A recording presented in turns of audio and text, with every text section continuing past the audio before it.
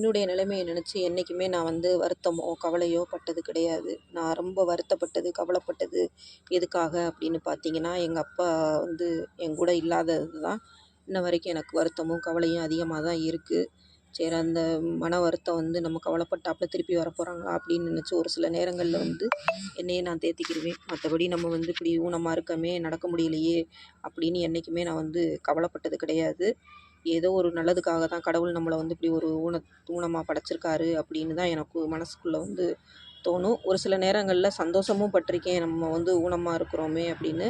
நெறையா விஷயங்கள நம்மள வந்து நெறையா வந்து என்ன சொல்றது, நிகழ்வுகள வந்து நம்ம தவிர்க்கலாம்.